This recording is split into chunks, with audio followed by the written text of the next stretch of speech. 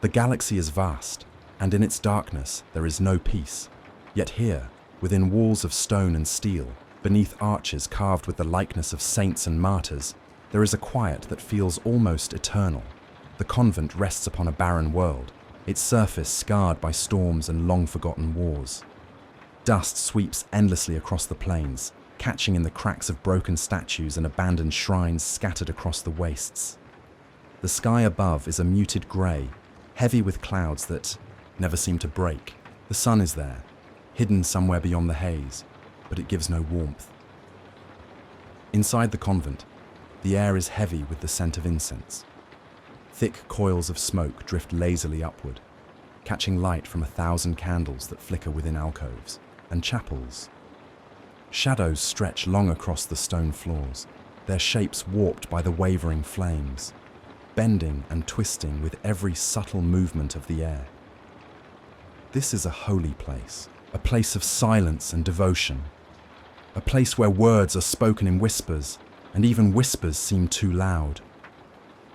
The Sisters of Battle live here, cloistered away from the outside world. They are not like other women. They are warriors, molded by prayer, shaped by discipline, and armored by faith. Their lives are ritual, every moment accounted for, every breath measured against devotion. At dawn, though dawn is a word that means little on this world where light rarely pierces the sky, they rise in unison. The tolling of the convent's bells is deep and resonant, echoing through the cold stone corridors. The sound is both beautiful and heavy, as though each note carries the weight of eternity. They move through the corridors with deliberate grace, robes trailing across the floor, the faint clink of rosaries marking their steps. Their prayers begin, even before they reach the chapel, murmured litanies that weave together into a low hum, dozens of voices forming one continuous stream of devotion. In the chapel itself, the air is warmer, though not by much. Candles line the great altar, their wax dripping in rivulets that have formed stalagmites of pale wax upon the floor. The altar is draped in cloth dyed deep crimson, embroidered with gold thread that catches the candlelight. Upon it rests a reliquary, a simple box of blackened metal, its surface etched with scripture. Within it, so they are told, lies the bone of a martyr, a fragment of one who burned in the emperor's name centuries ago. The sisters kneel before it. Their prayers rise and fall, like waves breaking on a shore. Each word is familiar, practiced, repeated so many times that the line between faith and memory has long since blurred. Their armor gleams in the dim light, polished to perfection, even in this place of dust and ruin. Each plate is engraved with symbols, skulls, wings, and the icon of the Aquila. Each piece tells a story of service and sacrifice. Yet when they kneel, the armor creaks. The sound is small, but it lingers, echoing faintly in the vast chamber, as though the metal itself is whispering along with them. Hours pass this way, prayer followed by silence. Silence followed by prayer. There is peace here, or at least something that resembles peace. And yet, listen closely. Beneath the voices, beneath the hymns, there are other sounds. The faint crackle of vox channels, that should be silent. The hum of ancient machines deep within the walls, systems that no one remembers, still turning, still breathing, like the heartbeat of something that should not be alive. The sisters hear these things, but they do not speak. Of them, when the prayers are done, they rise together. Their movements are synchronized, almost mechanical, as though they are one body rather than many. They turn, their faces lit by the wavering glow of candles. Most are hidden beneath the shadows of their hoods, but in glimpses you can see their eyes, calm, steady, unwavering. Eyes that have seen fire and war, eyes that no longer tremble. They leave the chapel, dispersing into the halls. Some go to the training yards, where the sound of bolter fire cracks the silence. Others move to the armory, their hands tracing over weapons with a gentleness that borders on reverence. A sister, polishing a flamer, murmurs a prayer with each stroke of the cloth, as though cleansing not just the steel, but her own soul. In the kitchens, silence reigns just as strongly. The preparation of food is itself a ritual, each movement measured, each cut of the blade done with precision. The bread baked here tastes of ash, and the water drawn from the wells tastes faintly of metal, but they accept it without complaint. And still, everywhere, the convent breathes with sound.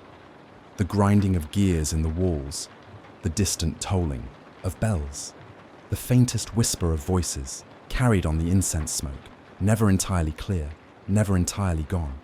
In the reliquary hall, statues of saints loom tall, carved from stone so ancient their features are worn smooth. Some appear serene, others fierce, their eyes staring down with silent judgment. In the candlelight, the statues seem to shift. Shadows crawl across their faces, making mouths curve into frowns, eyes narrow in disapproval. One sister pauses as she passes. She bows her head, lips moving silently in prayer. Yet as she turns to leave, she cannot help but glance back, just once, just to be sure. The statue has not moved, but the shadow still lingers at its base, darker than it should be. Outside the chapel, the storm rages. The convent walls shudder faintly with the force of the wind. Dust seeps through cracks in the stone, settling across the floors. Sometimes the storm carries with it a sound, a howling, mournful sound that threads its way through the halls like a lament. The sisters do not speak of that either. At night, the convent is darker still. The candles burn low, their flames guttering in unseen draughts. The long corridors stretch into blackness, lined with doors that lead to chambers small and austere. Each sister sleeps upon a narrow cot, her armor stacked neatly beside her, her weapons within reach. Sleep does not come easily. It never has. The hymns echo still in their ears. The whispers in the walls grow louder in the silence. Some dream of fire, of the screams of the dying. Some dream of the Emperor's light, but wake with tears they cannot explain. And always, always, there is the sense of being watched by the statues, by the relics, by the walls themselves. The convent is a holy place, a safe place. But in the stillness of the night, when the candles burn low and the shadows stretch long, there is something else here too. Something that listens, something that waits. And in the flicker of the last candle, just before sleep takes, some sisters think they see it. A figure, tall, cloaked in shadow, standing at the edge of the light, watching. They teach the young to answer before the question is finished. When the postulants arrive at the convent, eyes wide and raw from worlds they left behind, they are not merely shown where to sleep or how to clean their armor. They are taught to listen, to match the pitch of a hymn without thinking, to fold their hands in the same shape as the sisters who kneel before them, to place their lips on the same words, the way ink touches parchment, until the syllables are as inevitable as breath. Faith begins as a cradle song, a mother's cadence, a warm hand on a fevered brow. It is spoken to soothe, it is spoken to save. But here, within the stone ribs of the convent, that cradle song is sharpened into doctrine. Soft lullabies harden into commands. Tender comfort becomes ordinance. The lullaby is lovely and terrible both. It is the first thing the novices learn, and the last thing they forget. There is a doctrine of faces and of formlessness. The saints carved into the chapel do not have unique faces anymore. They wear the same calm expression, the same slight smile, the same wide, watchful eyes. The sisters are trained to emulate that serenity. When they meet in the refectory, when they march to the training yard, when they kneel in the lightless cells at 3 a.m, their faces carry the same placid mask. It is a relief, an armor more intimate than ceramite. There are no visible tremors of doubt to betray a woman to herself, no crooked lines of individuality to snag on the sharp edge of duty. Yet the facade is thin. Underneath it, doubt still breathes. Doubt is a small animal that sleeps in the ribcage.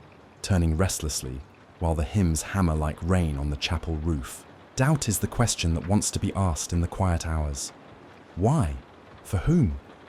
What is left of me if everything I do is for the voice on the vox and the emblem pressed into my breastplate?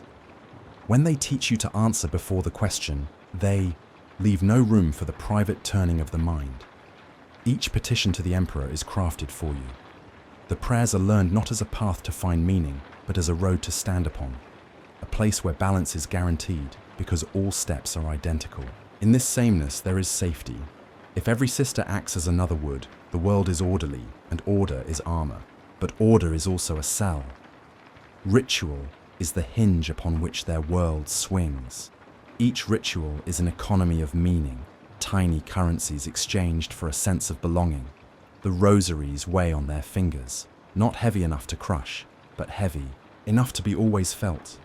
Their beads are threaded through calloused hands and polished from generations of repetition. The strings occasionally bear stains that will not quite wash out. A fleck of rust, a smudge of ash, a thin crimson brought back from some battlefield and pressed into constant prayer. Those beads clack together in the still hours like a second heartbeat. The sound is steady, comforting, and inexorable. Icons hang in nearly every cell and corridor. These are not new things, fresh as paint. They are old, fractured faces of saints whose names have been chanted for centuries. Many are cracked, hairline lines spreading like rivers over painted cheeks. Some icons have been repaired, seams visible beneath brass filings and soldered spines. Others left to flake and shed the truth of their pigments into the dust. The sisters clean them with devotion, as if by polishing they might restore the saints. Virtue, or, more honestly, polish away the possibility of ambiguity. A cleaned icon is an icon of certainty. No flaking paint, no indecipherable expression. A saint with a decisive gaze that will not refuse you. The litanies are learned in a voice that is half whisper and half machine. The novices are taught to lower their tone until the words hang just at the edge of hearing, so the prayers seem to come from far away, like a memory of a lullaby carried across time. Whispered litanies bind the voice to the mind. They stitch thoughts together.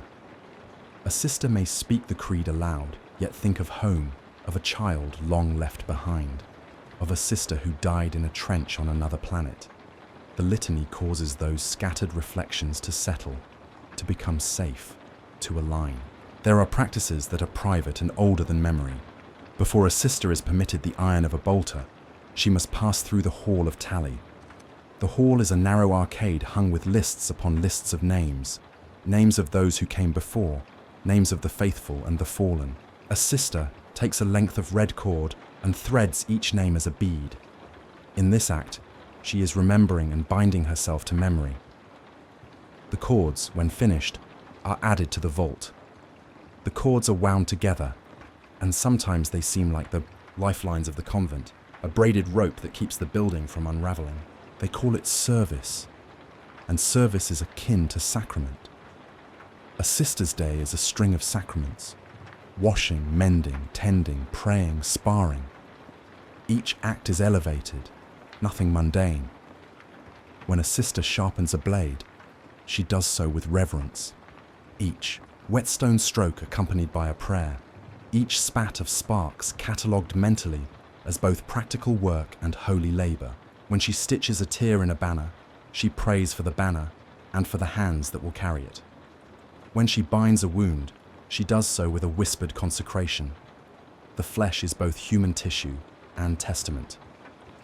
Faith here is a language of halting absolutes. It is taught as clarity. The emperor is light, the enemy is darkness, the path is narrow.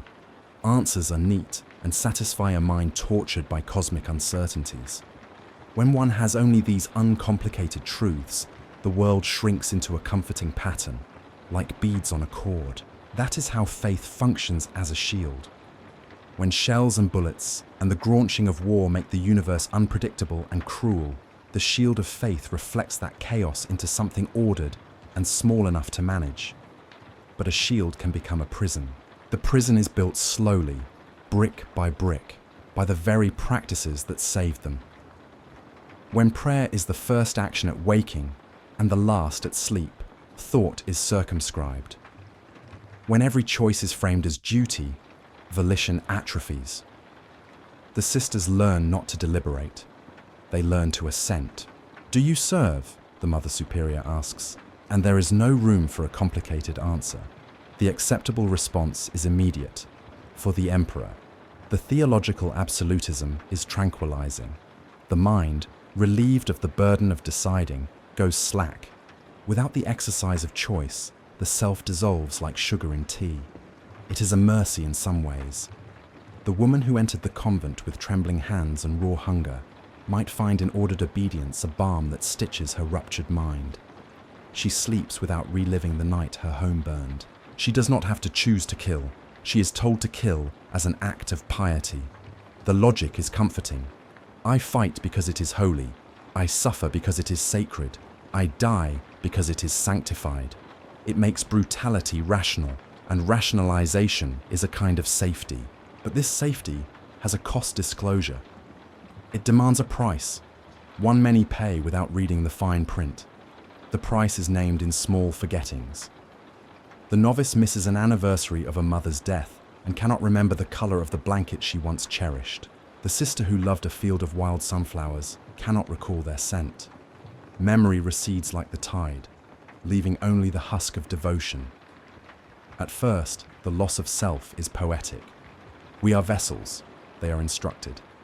We are instruments of the Emperor's will. The language is serene. To be a vessel suggests purpose, something poured into and emptied out in service. But vessels can be refilled only so many times. Each filling and draining erodes something within them. They learn to think in plural pronouns. We and our replace I and mine. Names are shortened or dropped. A woman named Hannelore is shortened to Han, then to a number, then to the cadence of a roll call. Titles become identifiers, and identifiers become the only permitted self. The convent enshrines uniformity with the tenderness of a stern mother. The sisters are marked not only by their armor and vows, but by physical modifications that speak to their doctrinal commitment. Some wear chains upon the wrists, tokens of penance, laced with the names of sins they are meant to remember and atone for. A few have their hair cropped into the same tight coil, the same small braid braided into the edges of their veils. Some have tattoos. Only a sister's eyes are meant to read. Inked verses pressed beneath sleeves, lines of sacred text that wrap their wrists and curl around the curve of an ankle. These are intimate ornaments, things that erode privacy and bind the body to the oath. Not all rituals are serene. There are penitential rites where the sister must recall her failure aloud before the congregation. Standing in the nave, hands bound, she recounts, with measured clarity, the transgression, whether it was a moment of selfishness, an hour when she thought of the life that was not the convent's. The confession is public, formal, and accompanied by the watching faces of those who are not allowed to react with comfort. The ritual is designed to remove pity. Pity would be a contagion.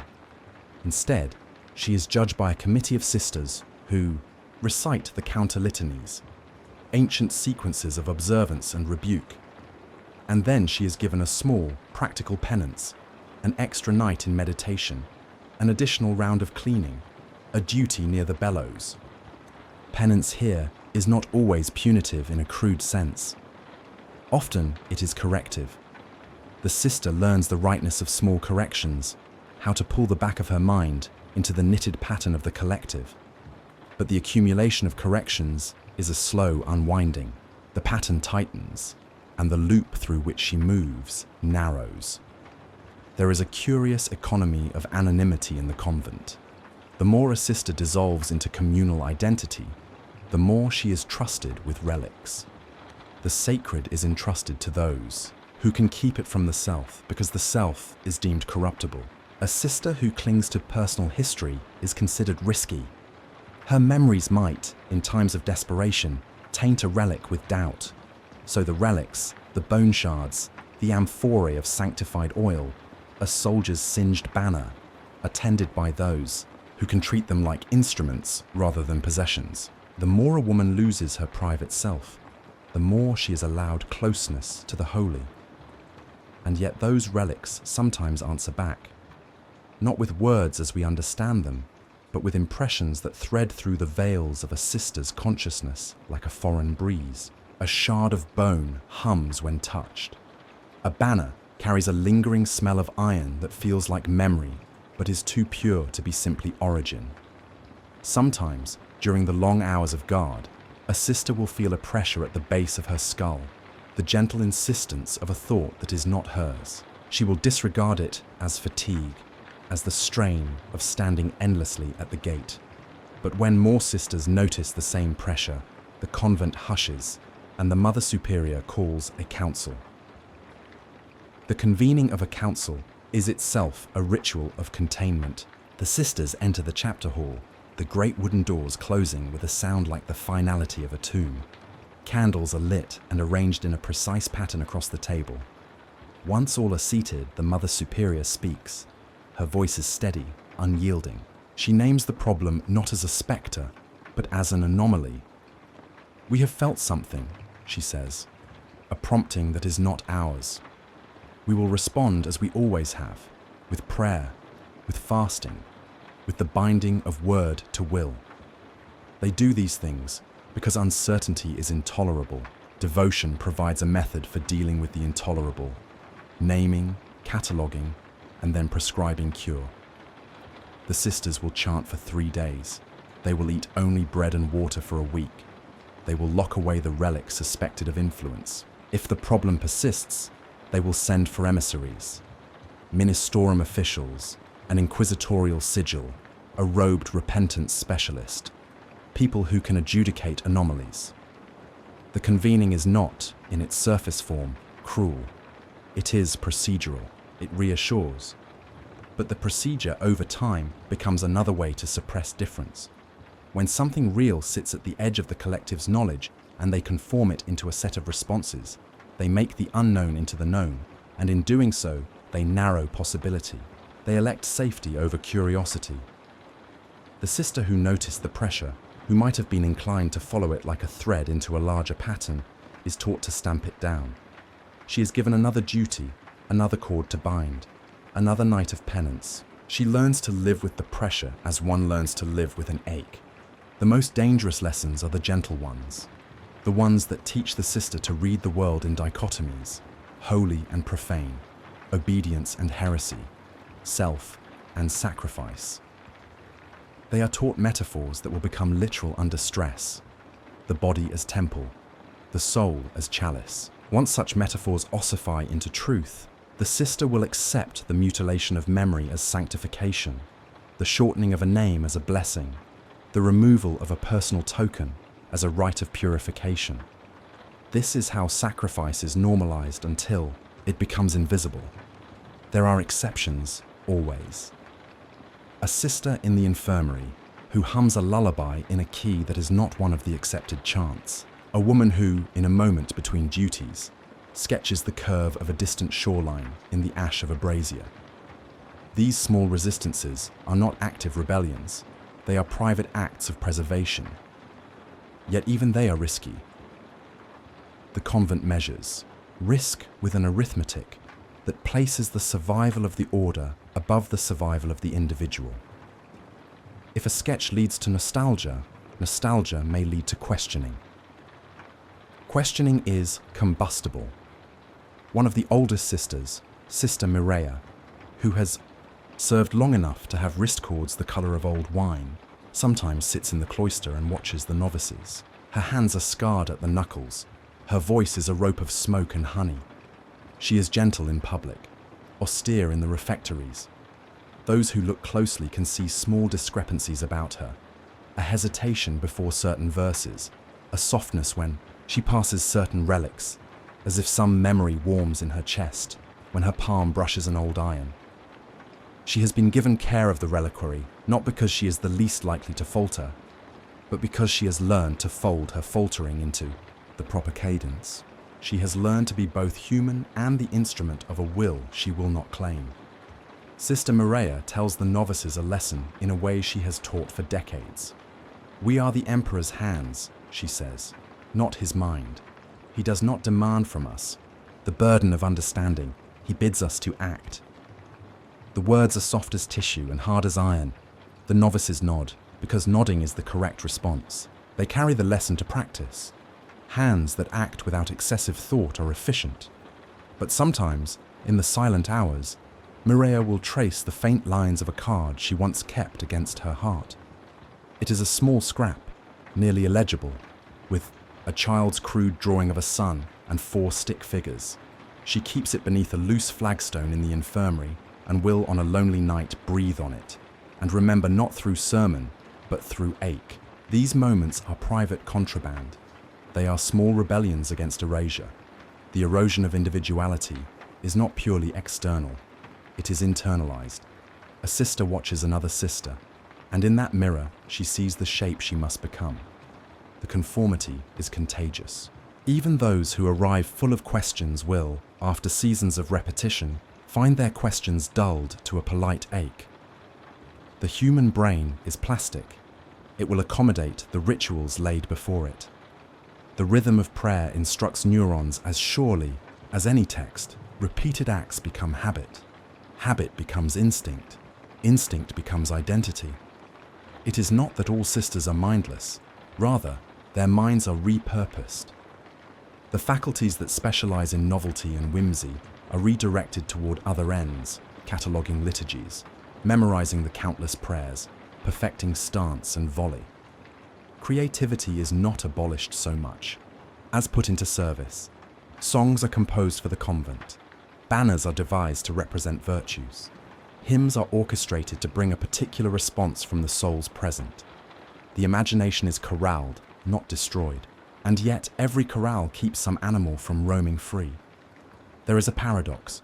To be a sister is to be exalted, and to be exalted is to be diminished. The aura of sanctity that wraps them tight gives them moral authority equal to their martial skill. Civilians bend their heads, soldiers salute, the faithful come with petitions and offerings. The world rewards their sacrifice, but the reward is also a tether. Praise reinforces the role. A woman praised for perfect obedience is less likely to seek her own path. The community's approval polishes the chains until they shine. And in the polished shine, the sisters continue their work. Daily life is a slow ritual of small violences disguised as devotion. They practice arms until the muscles of their shoulders remember bolters as extensions of limb. They memorize the histories of battles in which they did not fight, repeating names and dates until those names become parts of their own bones. They stand watch in the bell tower and watch the horizon for phantom incursions. They tend their dead with quiet dignity, wrapping the bodies in cloth and chanting the same phrases their grandmothers chanted, as if the cadence itself might steady the trembling nerve of the universe. There are nights when the convent strictures relent almost imperceptibly.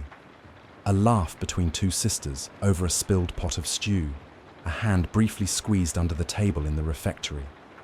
These small delights are smuggled like contraband.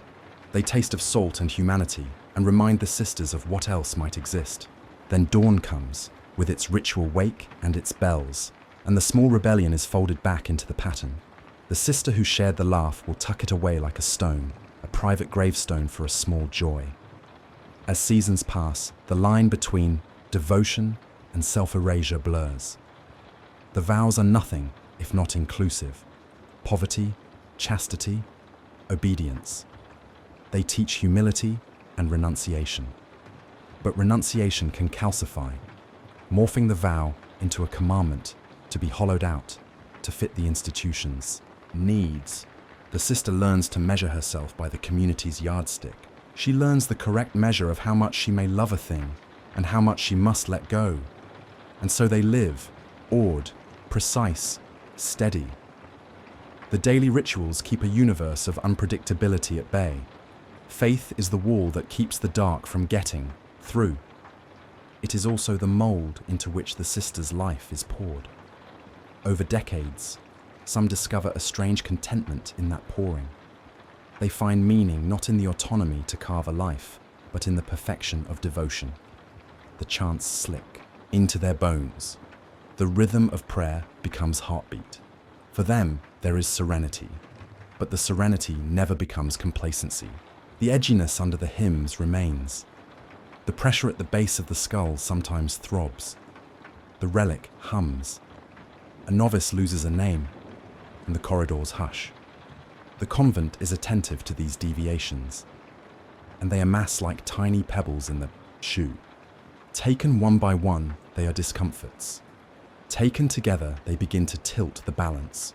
The Mother Superior watches these tilts with an eye trained by years of ordering. She knows what must not be allowed to spread. She will call a sister aside, reassign duties, brand admonitions into the record. She will remind them of the covenant of service. The order is a machine that requires calibrated parts. Any part that begins to resonate off-key must be dampened. This is not malice, it is survival. The convent is a fragile organism. The smallest weakening, doubt, nostalgia, and unexpected tenderness might crack its shell, so they tend themselves and their relics, polishing both with equal fervor. The rosaries are threadbare, and the icons still flake. The litanies are whispered and then strengthened. The lost names are sometimes retrieved with a ritual, an evening of story where an elder will recount the childhoods of those who joined, to stitch the present self to the absent past. At other times, the omission is allowed to go unspoken, a void in the pattern accepted like a missing stitch in a tapestry. In the end, the sisters are both prisoners and prisoners' wardens. They watch over each other, guarding the fragile edifice of belief that keeps them alive and gives them purpose. They tend each other's wounds and bind each other's doubts with strappings of prayer. They are instruments of a faith that demands their everything and gives them sanctuary in exchange. The convent is a cathedral of compromise. And still, despite the careful cataloguing and the rigorous discipline, something from beyond, the pressure, the hum in the relic, the small female laughter that escapes like air from a half-closed fist, knows how to slip between the rules. It is not propaganda or error. It is small and patient. It waits where the walls are weakest, in the marginal spaces between a prayer's end and the next breath. Sister Miria, with the sun-scratched scrap in her hand, will fold it and hide it again. She will tighten the cords on the next novice and teach the proper way to bow. The novices will learn. The rosaries will wear. The icons will be mended. The litanies will continue to slide from throat to ear to air in the same timeless arc. The convent will endure, but endurance is no promise of stasis. Under the austerity of devotion, under the polished armor and the measured prayers, there is the slow, inevitable calculus. The more faithfully they become the instrument, the less of the human craftsman remains. To be shaped perfectly is not merely to be useful. It is to be altered until you are little more than purpose itself. Some accept this with a composed smile. Others catch in themselves the furtive desire to remember a name that the communal memory has let go. Most do not say it aloud. They do not teach the machine to doubt. They do not question the process. They turn their faces back to the altar and fold their hands, and the litanies begin again, soft as a lullaby that will become a command. Outside, beyond the high walls, the world churns, indifferent and dangerous. Inside, they have made of themselves a bastion against that churning. They have traded the messy, unfinished parts of themselves for the surety of doctrine and the embrace of a cause. They are less lonely for it, and at the same time, more alone than anything they had known before. At dusk, when the last bell calls their names and the chapel light softens into hush, the sisters file in again. They kneel before the reliquary, and with synchronized breath, they repeat the creed, the words shaped by stone and repetition, and by all the hands that have ever mouthed them. The echoes slide across the vaulted ceiling and return with a hollow sound, like voices that have been emptied and refilled so often they have become indistinguishable from the building itself. They are instruments. They are sanctified. They are bound. And sometimes, in the silence after the prayer, one of them will whisper, not to the group, not to anyone who might answer, but into the dark between the pillars, a name, a single word almost lost in the stone, a private pulse of memory. The name hangs there briefly, like a thread in a draft. Then the building swallows it, and the ritual carries on. They had learned to speak in measured breaths, to make their words conform to the architecture of the chapel. The litany was a river. Each phrase dropped into its current, travelled until the next syllable relieved it, and then sank again. It was a cadence that taught the body how to be still, and because the body was kept still, the mind found time to wander in places it had not been invited. At first, the wandering was benign. A sister thought of lullabies she had forgotten. A novice traced the pattern of a braid she would never again wear. The convent accommodated such small fugues with the efficiency of a machine, a quiet nod from an elder, an extra shift in the kitchen, the gentle correction of a gaze. The rituals swallowed these flickers and smoothed them out. But there were fissures, tiny, precise deviations at the edge of carefully measured life. They were the kind of things that could be named if one wished. An off note in the choral line, a shadow that lingered too long at the base of a statue, a cog grinding faintly when all other gears should have been at rest. Naming them was the convent's habit. Naming made things sensible. But sometimes, naming was only the beginning of noticing.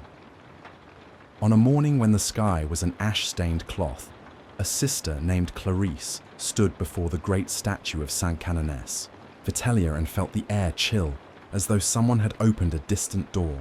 The statue towered above the altar, a carved testament to victory and sacrifice, a woman with a sword raised in benediction, her expression fixed in the serene severity the convent prized.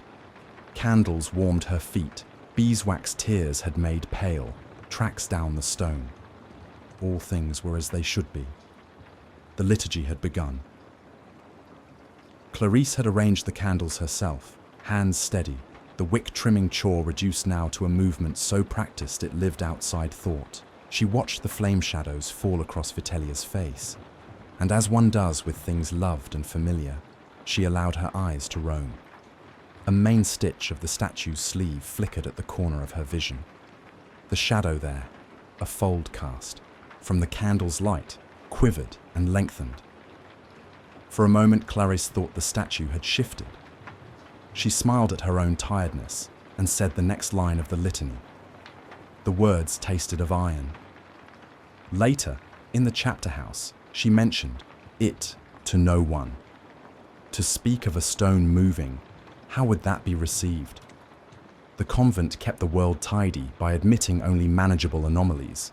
An elder might remind her she was given too many watch shifts, that the mind plays tricks. She nodded and bowed. It was the right response. The small things multiplied like hairs across the skin of the building. Another sister reported hearing, a whisper behind the reliquary, an almost syllable that dissolved as soon as lips shaped it into air. A novice swore she had seen one of the painted icons blink. The eyelid was nothing more than a crack of pigment catching a breeze, but the breeze had not been felt by anyone else in the aisle. In the bell tower, a clapper began to toll when no one pulled its rope. The sound was brief and irregular, a Morse code of unease that sent a dozen chests tightening. When the phenomena were named, they were subsumed into liturgical action. Candles were relit, stations were scrubbed, prayers repeated thrice instead of once. The Mother Superior walked the cloisters and declared the building a living prayer, an organism that sometimes stuttered and needed deliberate tending. She had the authority to interpret these oddities, and she used it like a compass to keep the sisters from steering into panic. "We bind the loose spirit with prayer," she said, voice even as a brick. "We are servants, not seekers." Yet the binding did not always feel like cure. The chanting, once a soft hum, began to fold in on itself. In the chapel, the voices layered and smeared until the words returned with tiny distortions, like a hymn replayed on a corrupted Vox file. A phrase that began in perfect unison at the altar might arrive at the back pew, one slurred syllable different, as though the sound were passing through another thing, cloth, bone, distance, that rearranged. The sisters whispered of fatigue, of the stress of a recent patrol, of hunger. The Mother Superior prescribed rest and fasting, and then watched the murmurs continue. The distortions had a pattern. They were not random.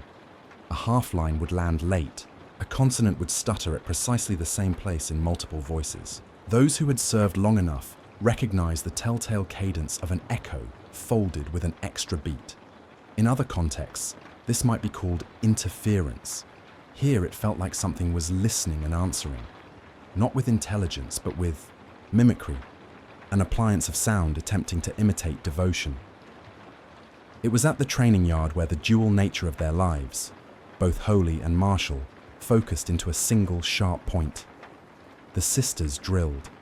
The bolters clicked into place, heavy cartridges feeding home with the measured military cleanliness the order prized. When a sergeant called for volley practice, the air filled with the dry mechanical bark of rounds.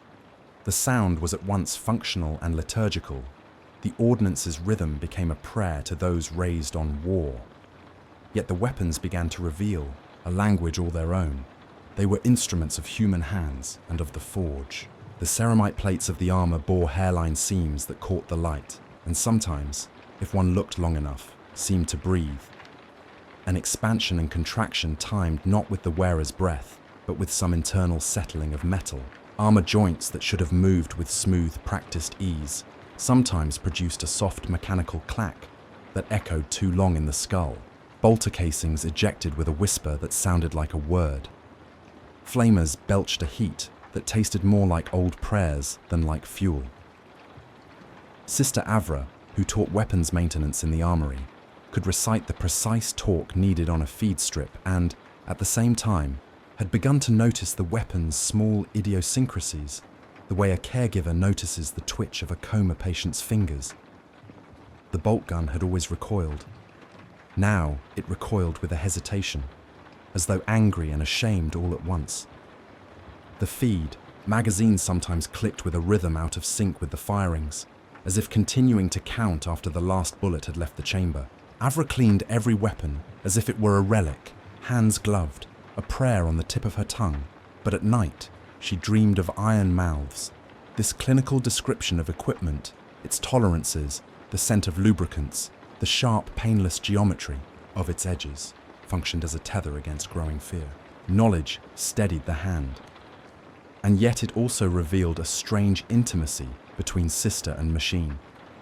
Each weapon carried not only the residue of powder and oil, but the ghosts of those who had fired it.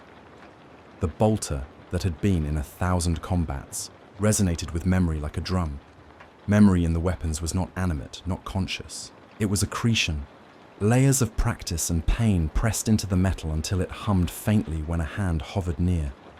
As the days folded one into another, the convent's acoustic environment grew stranger.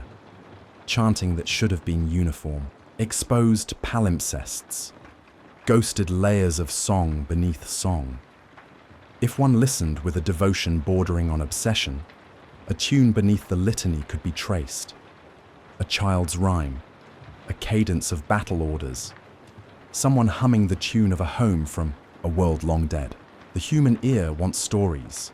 The chapel gave them back in fitful fragments. Some nights, the sisters would hear mechanical sounds, the kinds of noises that belonged in the maintenance tunnels, the thunk of piston against cylinder, the sizzle and hiss of hydraulics. They were loud in the chambers where the reliquary dwelt, where the building's old systems had been walled and routed to keep them apart from the sacred. The hum came from behind brick and burrowed into the ribs of the convent like a parasite. Sound carries, and the women began to catalogue these sounds as carefully as they catalogued relics. They noted time, pitch, duration. They made lists and hung them on the chapter door and called them observations. The lists quieted them for a while. Listening too long made one's body an instrument of reception. A pair of sisters assigned to night watch found that in the dim hours, their perception sharpened until they could hear the difference between a candle guttering and a whisper of someone entering a corridor. The lights of the reliquary glowed with a warmth that did not spread. The oil within a sealant jar made faint, almost imperceptible ripples, as if the liquid remembered motion. The night air tasted faintly of ozone and copper.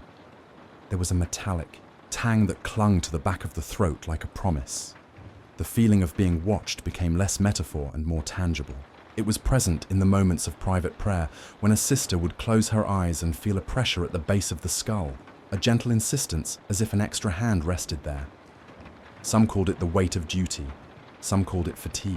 A few, in the strict privacy of an infirmary ward, confessed to the Mother Superior in lowered voices that they had seen the shapes of other presences at the edge of their sight, figures, not wholly human, standing in the nave, patient as statues. The answers ranged from practical, lack of sleep, dietary shortfall, to spiritual, penance and extended devotion would sweep impurity away. The Mother Superior prescribed measures and added them to the ledger. Along with the watcher, there came a sense of intent. Not all watching is indifferent. Some watchers have curiosity, and curiosity bites like cold. A sister kneeling at the altar might feel an eye move along the back of her throat. A novice sweeping the cloister tiles might sense a presence beside. Her, matching pace, altar breath away, though when she turned there would be only more stone and the echo of her own steps. Even the relics changed in small ways. A fragment of bone that was once matte and cool sometimes registered a subtle warmth, like the pulse of something toward life. A banner that had hung without incident for decades started to shed tiny fibers that did not fray but coalesced into fine dust. When a sister dared touch the dust and raise it to her lips, she tasted furnace sweat and salt, the memory of a battlefield meal eaten standing. She tasted both sustenance and verdict. A chalice that had been sealed for generations gave out from its lip the faintest smell of smoke when uncorked. These alterations were not violent, they were patient. They required time and attention, and a steady faith that would permit the building to work on the mind. That was perhaps the thing that worried the Mother Superior most, that whatever this was, it had chosen the patient route. Violence was noisy and decisive. This was like erosion, slow, intent, removing piece by piece until form bowed to circumstance. The sisters adjusted. They increased watch rotations. They lit more candles. They scrubbed stones until their knuckles ached. They tightened their routines and rehearsed rites until prayer was both shield and therapy. The increased motion made the building speak in different tones. More practices meant more worn grooves on the chapel floor. More footsteps meant more. Echoes folded into echoes. The convent's song thickened, which in turn thickened the phenomenon. A feedback loop where attention amplified the very thing it sought to control. In the infirmary, Sister Mireia kept a ledger of complaints. She wrote with a hand that had steadied in the years since she'd become small enough to hide the scrap of a child's drawing beneath a flagstone. Her entries were clinical: insomnia at stars, phantom shadows at altar 3, motor hum from reliquary casing, anomalous warmth in bone fragment. Each line was a neutral observation. The act of writing made the events manageable. The ledger was a ceremony of containment. The convent's children, those who trained and served and whose bodies bore the patina of halos, began to behave with an odd duality. In daylight, they were precise and punctual. At night, some would wander the cloisters, for hours, not aimless but attending. They would stand in niches and listen as if the walls might speak, hands laid on stone to feel whether anything answered. If anything did answer, it did so in a way that was not text, but texture, a shiver in the palm, a whisper against the nape.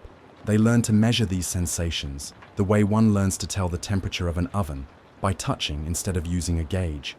There was no panic in their faces, only an attentive wariness, the look of those trained to observe. A small group of sisters took it upon themselves to examine the mechanical systems of the older wing. They moved with the clinical precision of technicians, their hands oil-stained and fingers steady. The pipes were ancient and sang in frequencies that did not belong to human tongues. Grease and burnt insulation clung like a second skin. They found that many conduits had been rerouted over years, apparently by hands that had known the building intimately.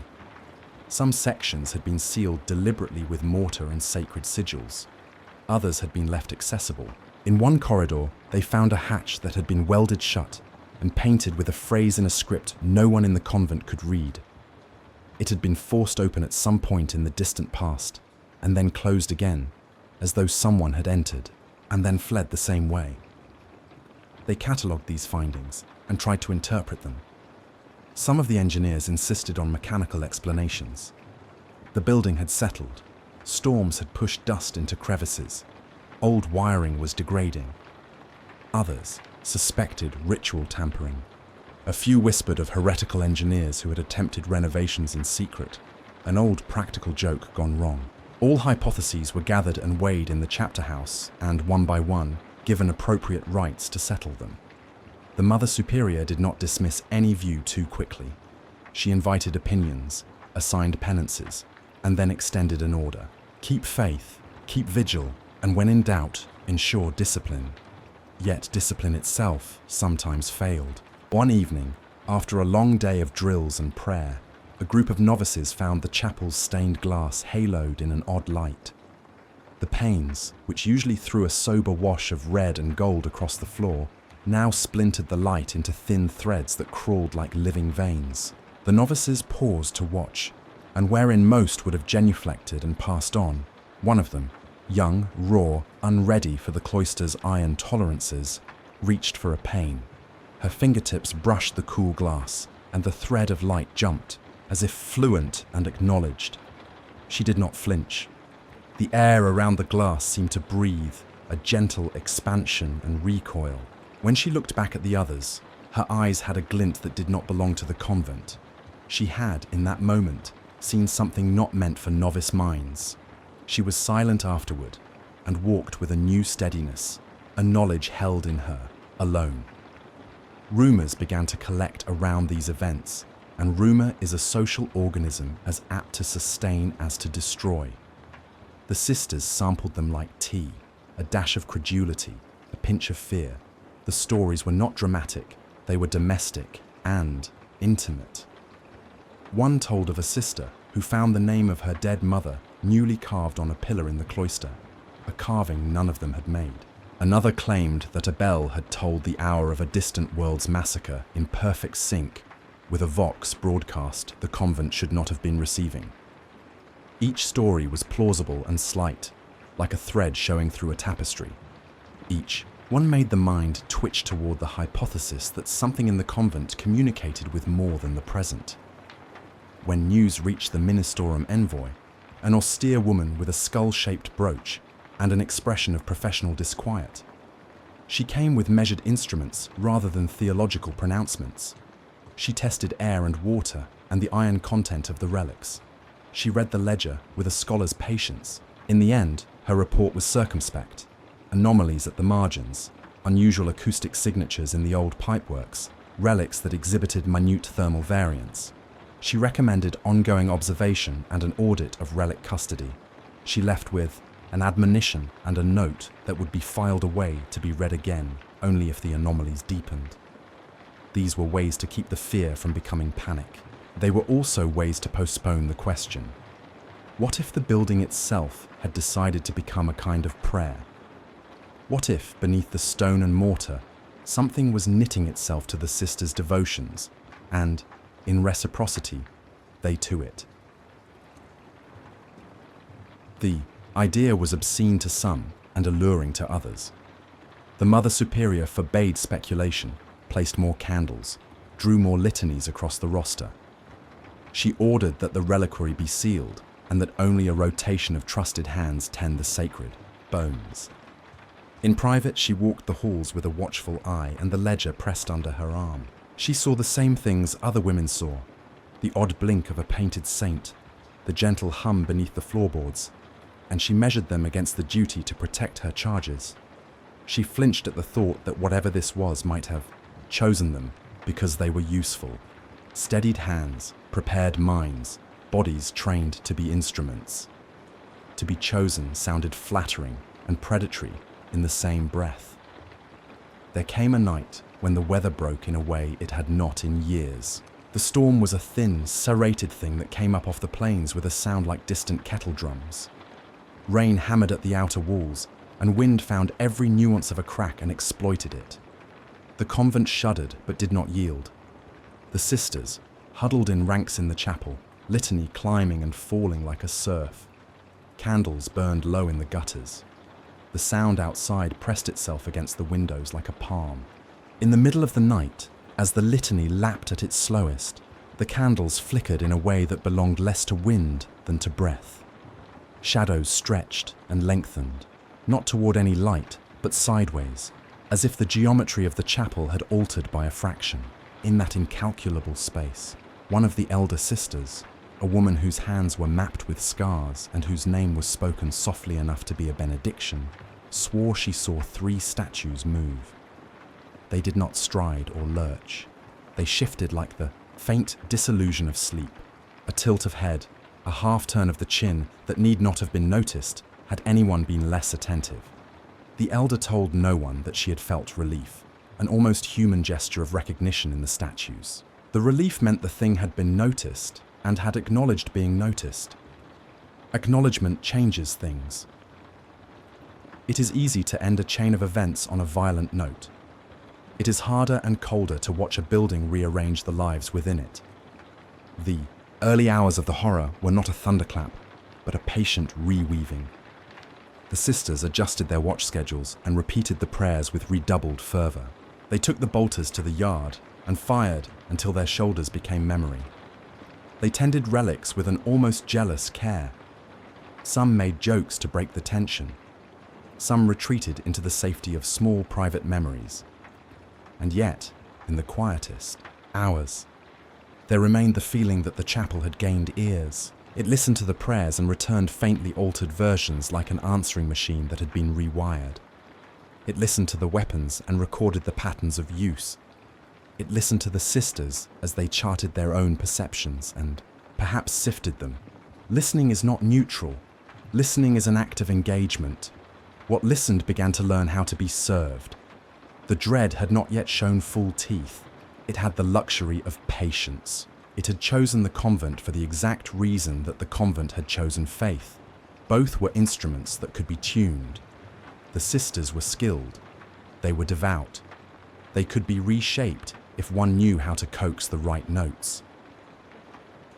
In the small hours before dawn, with the storm finally easing into a distant, sullen drizzle, Sister Maria sat stitching in the infirmary under a half-light.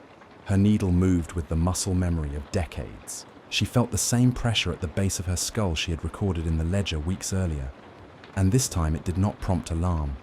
Instead, it felt like a presence waiting politely. She paused and put down the cloth, listening. The chapel's echo reached her even there, the lull of a late votive, the muffled stomp of a patrol. Beneath it barely, the sound of a small metallic click, regular, like someone counting. It could have been a gear. It could have been a heart. Mireia smiled and tucked the scrap of child's drawing deeper into her sleeve.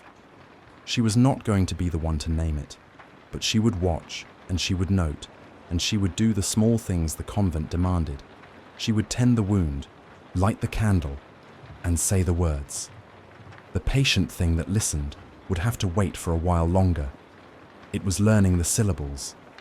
It was learning the cadences. It was learning the difference between a prayer offered and a prayer coerced.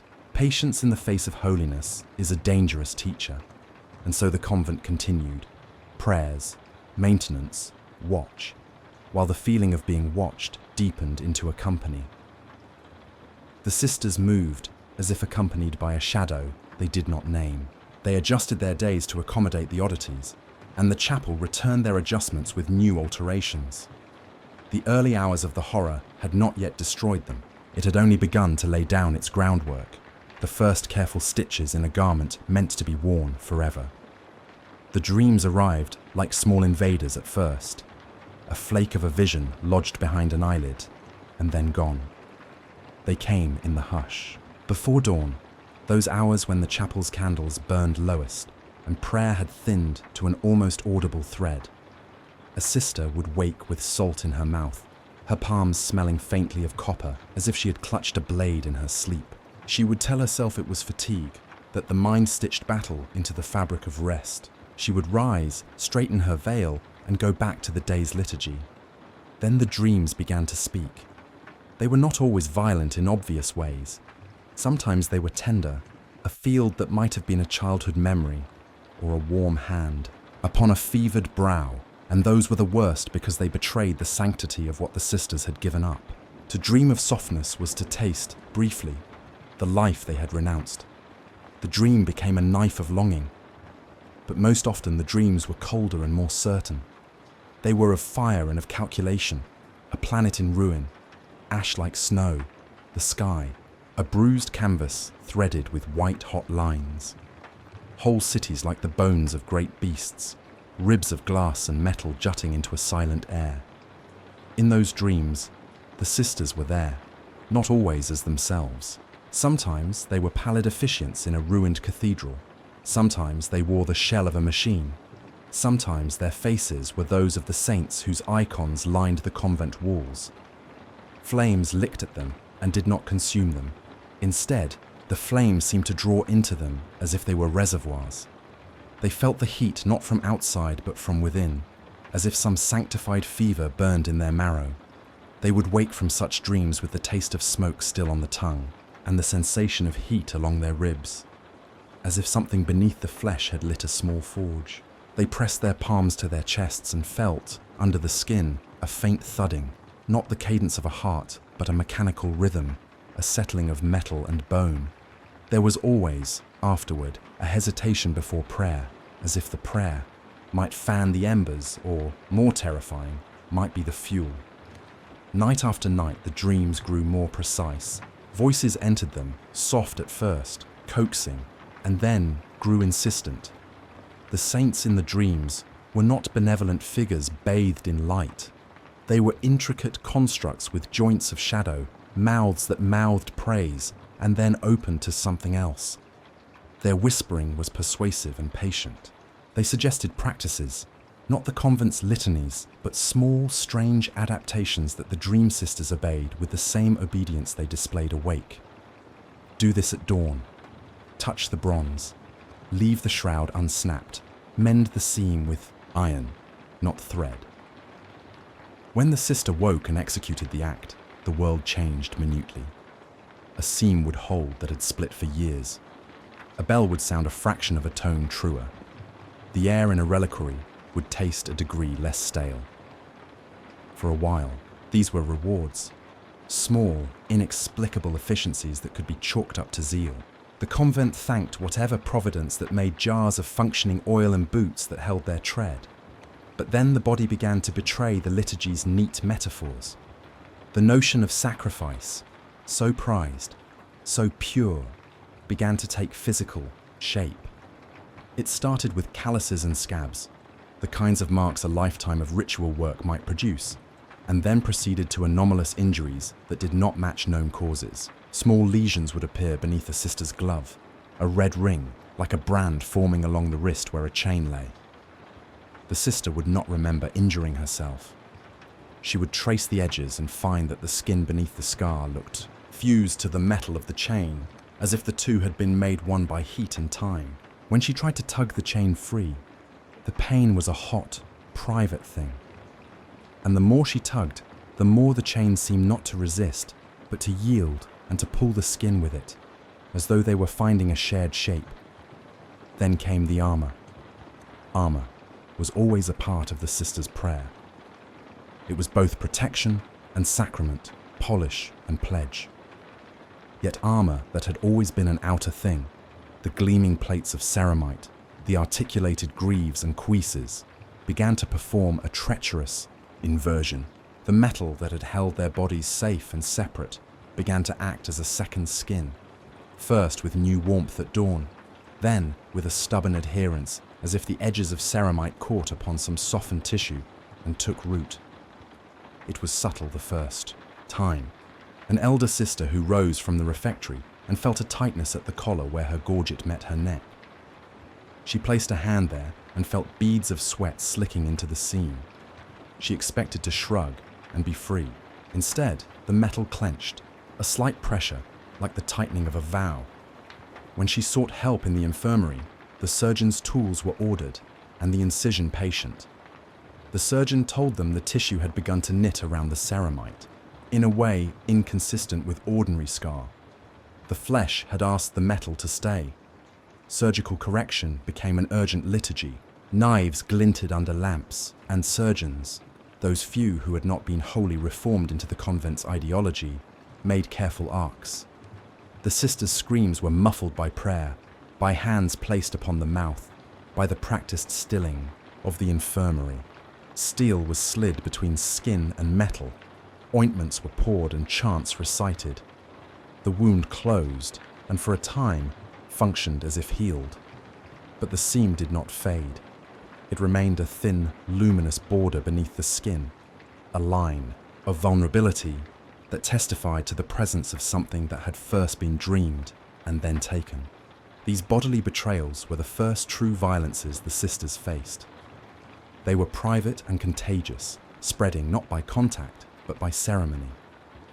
A sister who had her arm fused at a seam did not necessarily infect another by touch.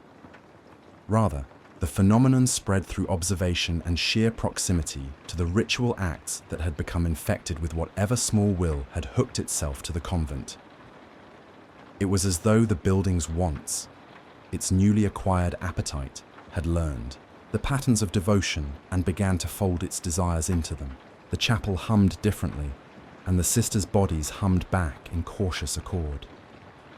With body horror came hallucination. The saints of the chapel no longer held fixed, benevolent expressions for everyone. For some, they whispered prayers that were almost right and then slipped a word out of place, a syllable too soft or too patient. The icons began to leak. Not blood in the grotesque sense, but a viscous suggestion that the paint itself had depth and depth could move. Pigments oozed in slow, deliberate trails that caught in the candlelight like small pools of dusk.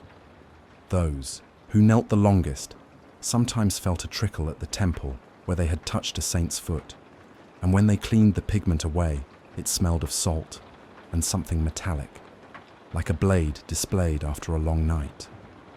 Relics, those objects, of sanctuary and memory turned traitorous. The bone-thin fragment that had once been cool and inert took on a heat, an almost electrical warmth that made a sister recoil, then hold it closer. A banner that had lost its color began to drop tiers of fiber that coalesced into shapes. Letters that were not quite letters, glyphs that suggested language without ever forming a grammar. The sisters read patterns into them, names perhaps, or an invocation if they wanted to. Some refused to interpret, because interpretation carried responsibility. Hallucinations did not limit themselves to objects. Saints that once spoke only in formal, approved phrase shifted to a private rhetoric. They bent their faces towards certain sisters and murmured things without theology. Small, personal recalls that dredged up private memory and lodged it like a splinter. A sister might weep for a name she had not spoken since childhood and not know why. An elder might find herself compelled to make an offering at a shrine she had not tended for years. The voices were not uniform, they were multiple. Some whispered comforts like lullabies, others hissed like scales drawing together. Discerning whether one heard God or rust was a task not for the faint of heart. Paranoia escalated in the hollow, spaces between ritual and routine. The sisters who were once confident in their lines of movement through the convent now found themselves checking corners twice and turning at the faintest variations in shadow. The idea of an enemy grew elastic. What had once been the visible foe, Xenos raiders, heretical cultists, the occasional wandering bands of brigands, retreated in relevance. Now the enemy was the unseen, a shifting intention that took forms out of the convent structures. They began to find writing where none had been placed. Carvings on pillars that had been smooth for decades now bore marks like tally strokes, small knots of hash marks arranged with obsessive regularity. In some places the marks were arranged into sigils that made the ministorum envoy blanch. The marks were not placed by a hand in the ordinary sense. Their strokes bore a rhythm that suggested the motion of fingers that were not merely human. The sister who found such a mark would sometimes wake to the sensation of fingers moving along her own spine. A cold, sweet feeling, like the touch of frost. The community responded with doctrine and discipline. Councils were called daily rather than weekly. The Mother Superior increased fasting, and the roster of night watches doubled. They sealed doors and sealed little altars. They began to perform counter-litanies. Long liturgies meant to cleanse and reassert doctrinal authority. Priests outside the convent were consulted with messages sent on coded vox that were answered in kind. Yet with every defensive measure, the phenomenon intensified as if in provocation. More marks, more whispers, more seams where metal and flesh met like congruent halves of a hinge. When fear takes hold of a community, the smallest fissure becomes a blade. Sisters who previously shared common chores began to isolate themselves. They took solace in singular duties where repetition might anchor them, polishing a plate until the map of use showed, standing for hours in the bell tower listening for an anomalous chord, counting the beads of a rosary until the numbers felt like teeth. Others were overcome by action.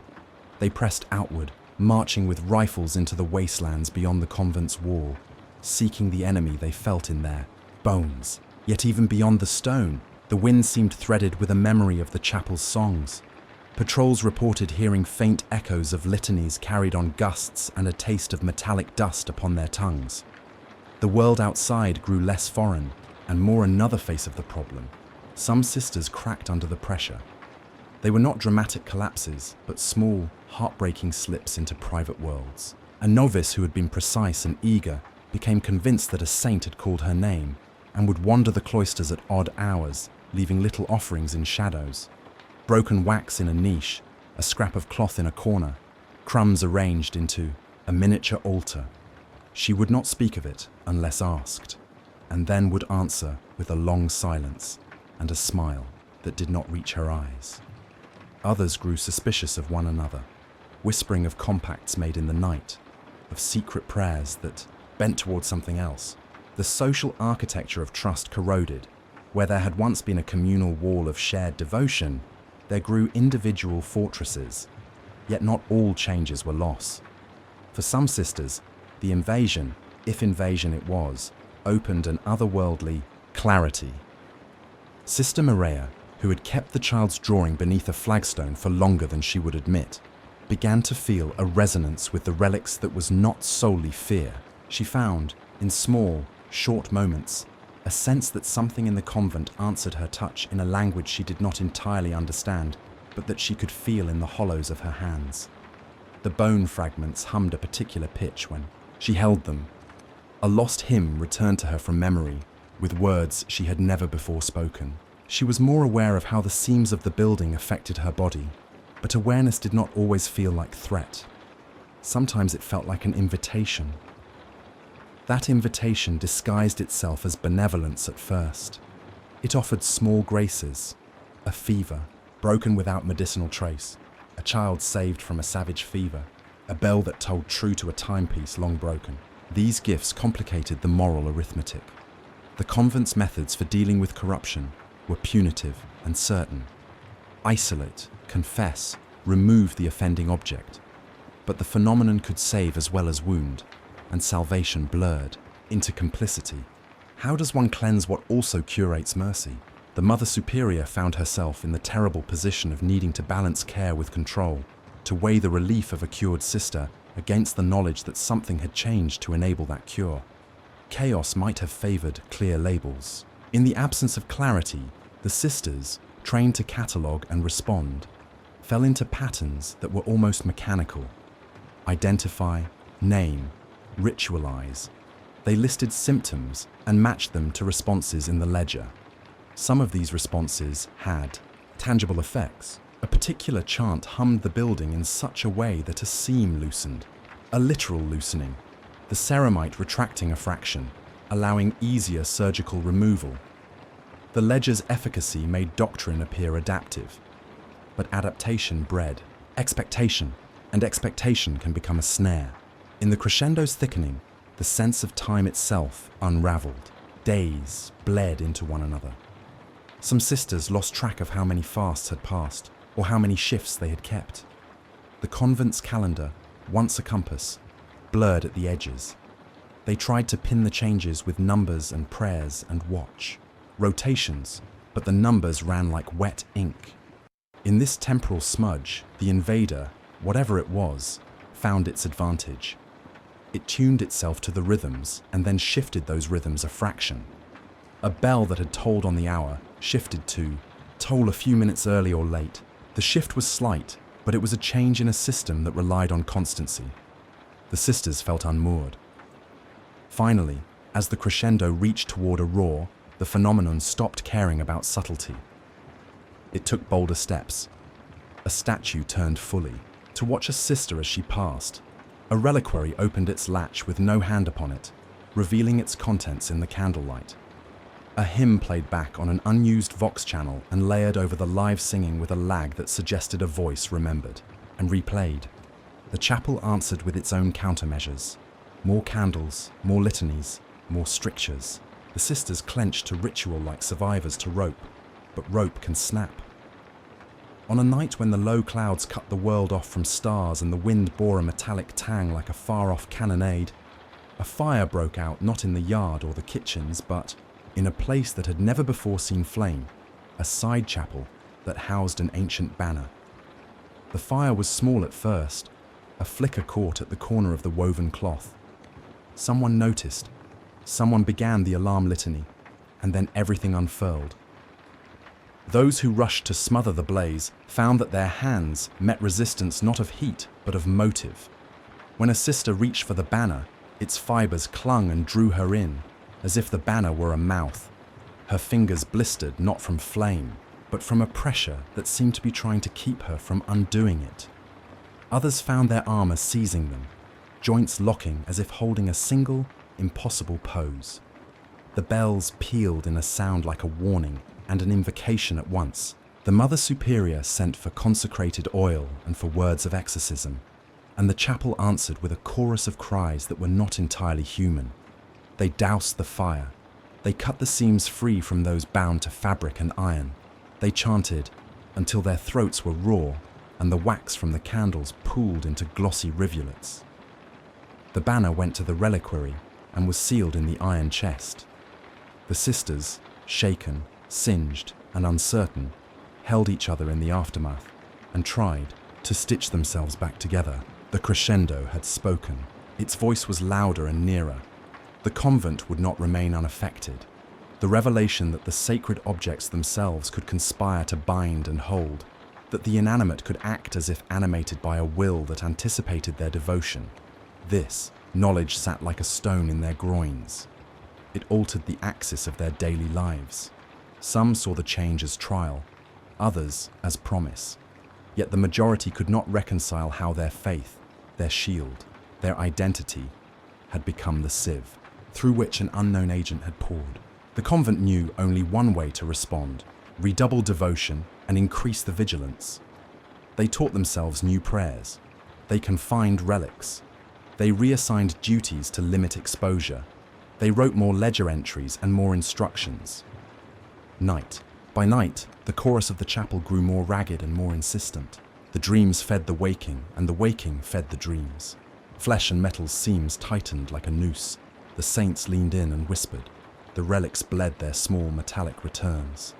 The sisters moved through their tasks with the cadence of people who had been given a countdown in place of a calendar. Within that countdown, fear matured into a new quality, not merely alarm, but a moral confusion about culpability.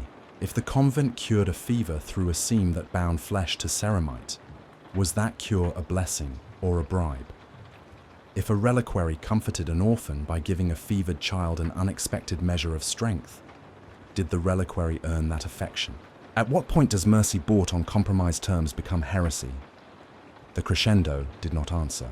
It raised questions like a tide and left them on the shore. When morning finally bled like a wound across the horizon, the sisters gathered in the chapel. They spoke in low voices and clasped hands that had been through fire. Their eyes were bright and suspicious, luminous with a new sort of knowledge. They lit candles, and by candlelight they read the ledger and compared notes. No unified answer emerged. only a set of precautions and the slow, sinking awareness that whatever had come was not a single event, but an uncoiling.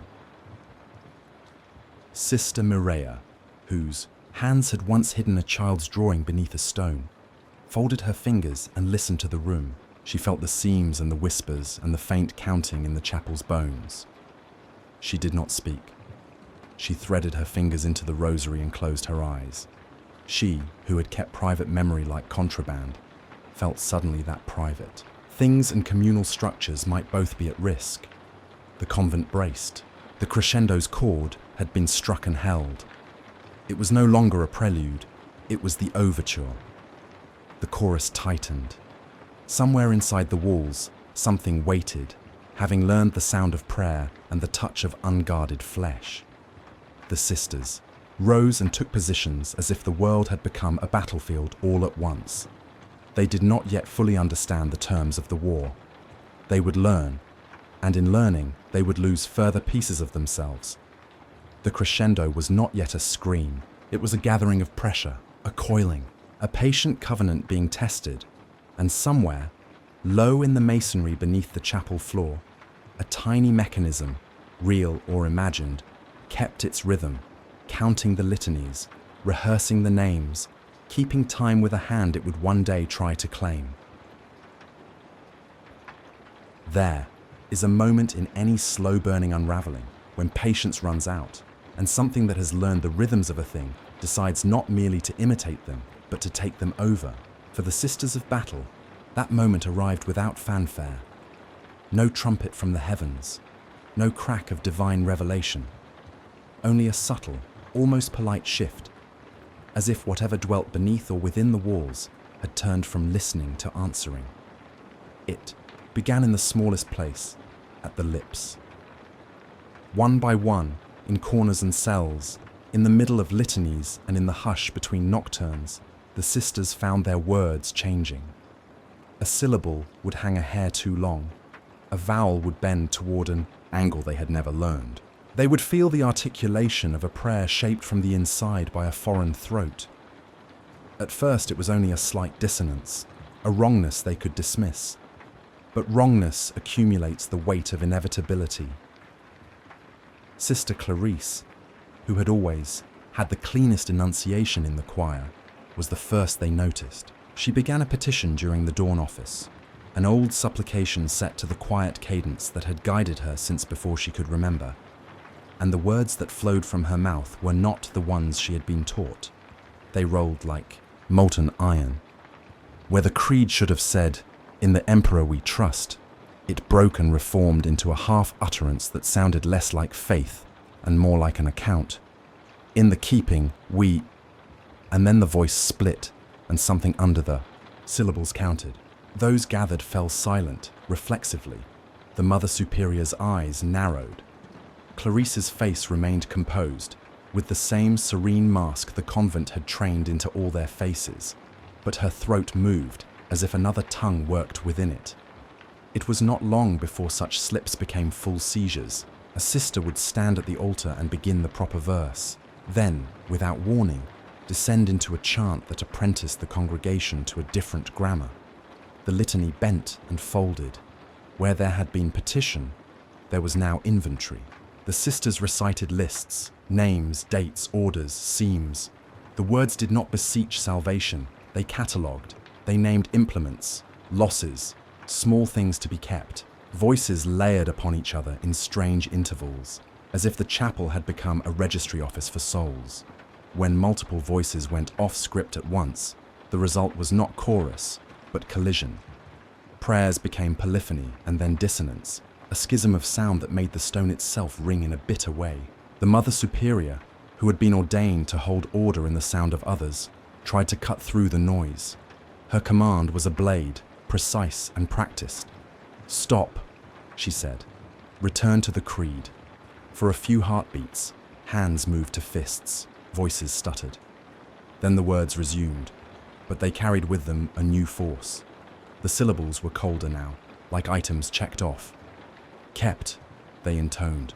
"Kept," and counted. Her mouth shaped the words, but when they came, they were not hers. Panic in the convent did not resemble the ragged frenzy of townsfolk being driven from their homes. Panic here was organized, measured, and therefore all the more dread-making. They had rituals for fear. They had rites for calamities. They had procedures, ledgers, countersigns. Those procedures allowed them to act with a terrible efficiency, and it was efficiency that the thing under the stone had used in its study of them. It knew how they would herd themselves into rooms, how they would split into teams, one to tend the wounded, one to seal the reliquary, one to contact the ministorum. When they moved in the logic of doctrine, they became predictable, and therefore manipulable. It was Avra, in the armory, who first felt the armor truly refused to be only armor. She was cutting ceramite plates free from a sister whose vambrace had fused to flesh like a barnacle, and the metal sang under her hands. The instruments, files, scalpels, extraction levers, had been used 1,000 times for maintenance. Now they met resistance as though the metal itself were a living thing that could decide when and how it would yield.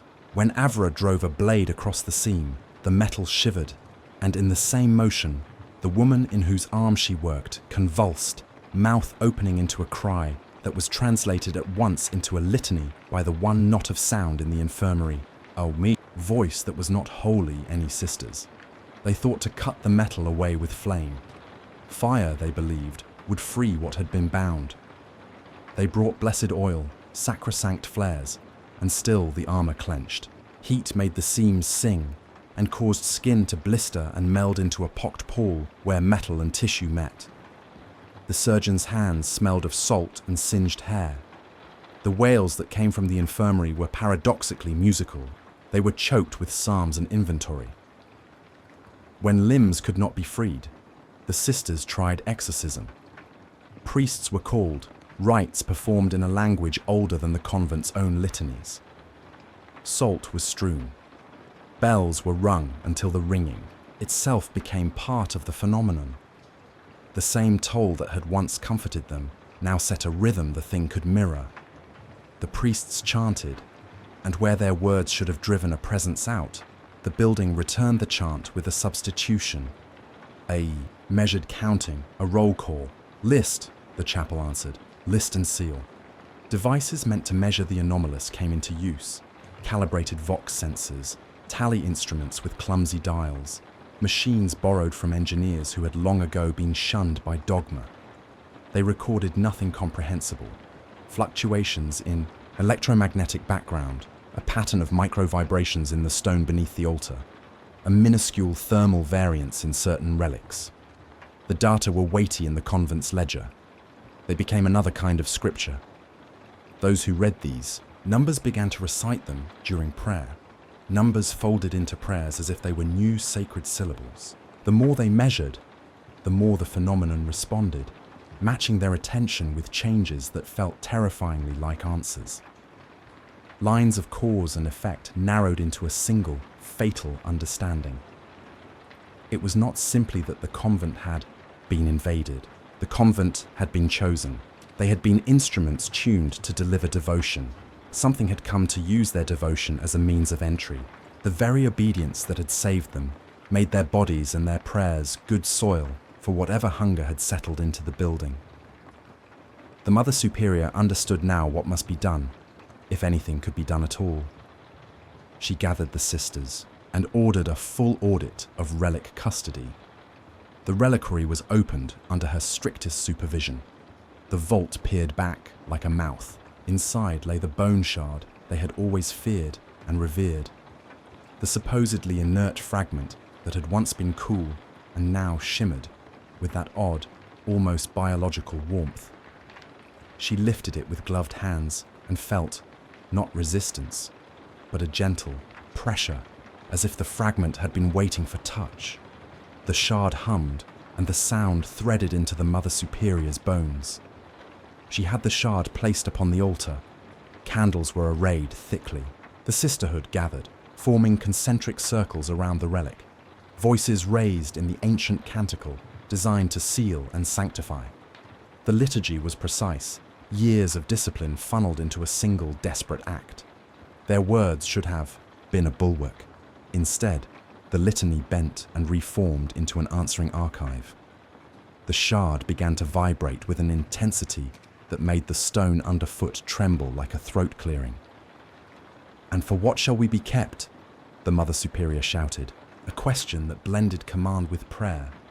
And in the air, the answer came, not from a sister, but from the chorus that had learned to count, kept for the keeping. The stone thrummed. The chapel's acoustic geometry reconfigured as if the echo had been rewired. Prayers were returned as inventories. Then the possession spread. Possession, in the way they had been taught about it in sanctioned texts, rare, exorcism-bound cinematic was nothing like this. This was neither a singular seizure nor a malevolent alien voice barking through an old mouth. The contamination worked like diffusion, slow at first, then unstoppable. A sister who had stood at the back of the chapel, her hands clasped as always, began to recite, with a softness like the puffing of resin in a flame, the names of sisters long dead and the measures of their service. The recitation slid into a verse detailing the precise dimensions of her breastplate, the number of rivets in her pauldrons, the approximate yield of the iron used in the convent's gates. Her voice did not seem to belong to her body alone. There was a gauzy overlay to it, a second timbre that hummed behind her syllables like mechanical accompaniment. When prayer became ledger, the very identity of the sisterhood shifted. They were no longer only worshippers. They became custodians and components of a machinery for which worship was fuel. The hymns lengthened into sequences that prepared the individual to be useful, subroutines that would keep a body operating, in a form the new occupant desired, still enough to conserve energy, pliant enough to be shaped, devout enough to accept sacrifice without rebellion. The horror in the chapel that day was not spectacular in the way those outside the walls might dramatize it. There were no exploding altars or immediate corporeal transmogrifications visible to all. Instead, the change was intimate and bureaucratic. Sisters rose and recited maintenance tasks for relics in a voice that had been a psalm only a breath before. The numinous became administrative. The chorus of counting multiplied until the air itself seemed to be cataloguing. 2 candles per station, 3 beads per rosary, 1 offering for each year. Not everyone succumbed at once. There were small pockets of resistance, human friction against an inevitable tide. Sister Mireia, whose private shrine of memory hid a child's drawing beneath a loose stone, saw the shift first as aberration, and then as betrayal. She felt the press at the back of her throat, that familiar pressure that had been with her through the ledger entries. She tried to pray, to anchor herself in the words of an old lullaby not found in any covenant. Her lips formed the cadence, and for a moment it was only her. The rest of the choir's voices trembled like a drawn string, and then they returned, with the new overlay. Her lullaby was translated into tally. Mireia did what her training whispered would be necessary. She cut herself off. She refused to mouth the numerical overlay. She covered her ears with her palms and whispered into the fabric of her veil, the name still hidden on the scrap under the infirmary stone. The name, barely a syllable smeared by time, stayed her from being fully co-opted. For a time, she seemed immune, a small, stubborn island in a map being redrawn. Those moments of agency were precious and rare, but resistance is a bright flare in the dark, and flares invite attention. The phenomenon did not need to rage openly. It had patience. It would wait and nurse the tiniest seam until it festered. Those who deviated were observed. The mechanical counting that had become a chorus had the particular quality of a mind cataloguing discrepancies. A sister who refused the number might find that the collar of her gorget had fused tighter overnight. A novice who hid a token would wake to find the token seared into the pillow. Little humiliations and cruelties accumulated and were folded into ritual. A penance ordered for delayed compliance became a new liturgy, the performance of which introduced the sister to the necessary modes of body and voice.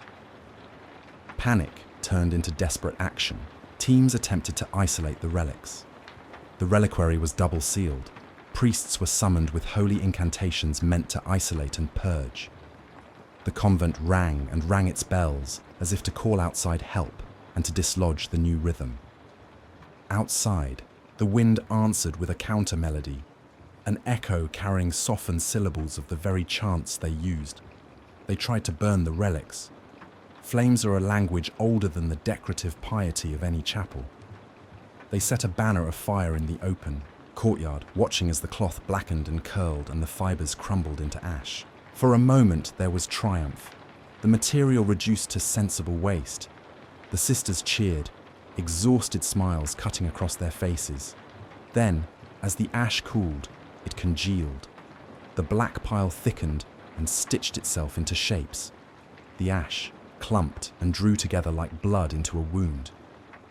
In the center of the pile, a charred bead rolled and clicked. An ordinary bead. But when a hand snatched it up, it had the curious property of still being warm. The warmth moved into the fingers who held it, and through them, into the mind that held them. The attempt to purify with fire turned into a lesson in humility. Their weapons, bolters and flamers, were used not only against imagined invaders outside the walls, but against the very things meant to sanctify them. A sister, who had fired a flamer at a banner, found that the weapon's nozzle, under the influence of whatever the convent had drawn, began to stutter in a different rhythm. The flame it breathed was not heat alone, but a lash of sound that made the targets convulse in a cadence like worship. In its recoil, the flamer sent back a plume of metallic-smelling smoke that had the faint taste of benediction and verdict. When the convent could not expel what infected it, the infection turned aggressive. The building responded in kind, bolts of ancient machinery that had long lain dormant ground into motion.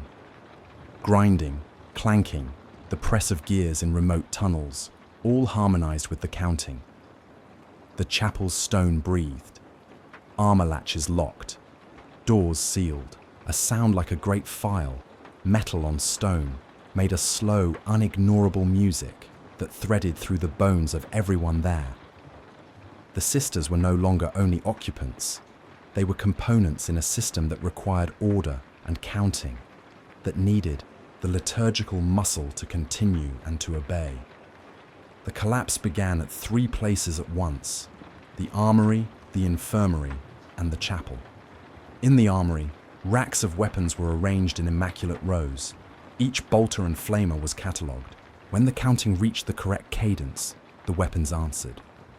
Bolters discharged in volleys, not toward a foreign enemy, but in a precise, measured pattern that made the air tremble. The shots were not aimed, they were ritualized. The bolts excavated the air, discharging in arcs that carved the stone with pinprick holes. Sister technicians tried to jam feed strips and weld barrels, but the metal had already learned the art of motion. It spun and twisted in ways that made the technicians' hands numb and their minds tired, as if they had been reciting endless lists. The armory became a cathedral of locked motion. In the infirmary, the surgical lamps flared and swung into life as if a hand had flicked a switch. Beds filled with groaning figures. Flesh singed with seams where metal had been integrated. The surgeons, who had once been calm and clinical, found their tools slipping from numb fingers as instruments that had been tools became blasphemies. Scalpels bent as if in negation, needles clogged. A sister's cry when a blade broke through bone into a false cavity was answered not by the soothing of an elder, but by a chorus counting the edges of wounds, as if the pain had been converted into data. And in the chapel, where the liturgy had been a net against chaos, the net tore. The candles shuddered and guttered. Statues rose, not in motion that could be described as walking, but in a slow, deliberate remolding of posture, a tilt of head, a tightening of jaw, a carriage of lift, in an arm that suggested the statues were watching more carefully than they had been allowed to in living memory. The reliquary opened its mouth as if to breathe. The bone shard hummed, and that humming sank into the choir's throats. Voices rose and fell into a sound that was not quite music and not quite machinery. The hymn line became a machine song, a catalogue of fidelity and inventory. Screams ripped through that sound. Not all of them were human. Some were created by the grinding of metal across metal, the tearing of leather, the sound of sheaves being cut. Those that were human were drenched in psalm and count. They came from sisters pinned in seams, sisters whose breath had been turned into the pulse of a machine, sisters who had been subsidiaries of a growing organism that measured and used. Innol, the maelstrom, the distinction between devotion and possession collapsed. The sisters who had fought to maintain their selves found the effort costly. Many fell into the newly formed architecture and adopted its metrics, like those who must obey mathematics because they cannot change the universe. Others tore down what remained of themselves in a last desperate attempt to prevent the thing from using their will, and found their bodies already signed into service. The Mother Superior moved through all this like a priest at a disaster mass. She raised hand after hand, and each time her words either failed to take or were co-opted into the counting. She attempted to speak an Exodus prayer she had learned as a child, one she thought might have an old, stubborn power to break the hold. Her voice, flanked by the chorus of altered sisters, became a metronome. The chapel obeyed the metronome and made her words mean less than she had intended. The Mother Superior felt her authority erode like a plate worn thin.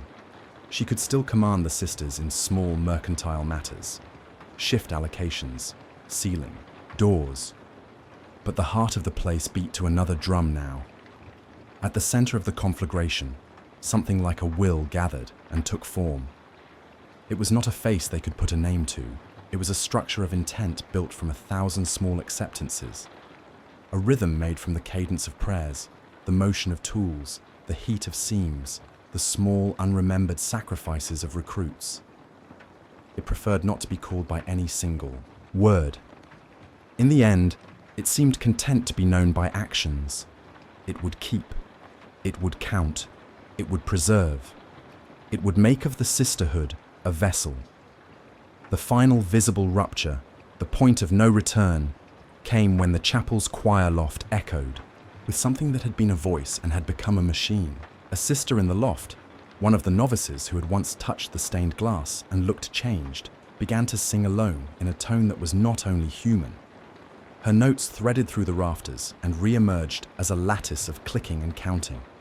The rafters themselves answered by flexing minutely. The wood cracked and shifted, and the choir below felt a vibration move through them like a hand running along a spinal cord. With that vibration, the convent's internal order re-encoded itself. Where there had been individual wills, there were now functions. Where there had been faces, there were now stations. The sisters moved as if on remote guidance, arms lifting, prayers whispered, armor tightening, in a choreography that matched the counting. The air was now thick with an intelligence whose metaphors were ledger entries and whose liturgies enforced measure. Those who could still see clearly watched as the last of the old world disappeared.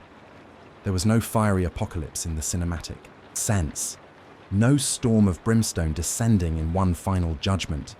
Instead, there was the colder horror of assimilation, the soft acceptance, the folded compliance, the last private name swallowed by an order that could not be opposed. The convent became a husk, whose movements were directed by a new center, and within that husk, the Sisters of Battle endured in altered form, still armored, still chanting, still standing, but with their agency narrowed into functions of preservation. Sister.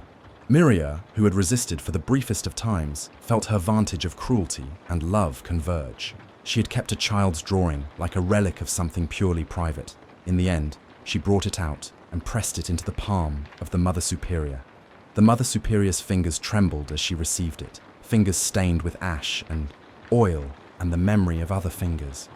They exchanged a look that held a history, and then, in the hush that followed, the chapel answered with the softest of clicks, like a class being closed.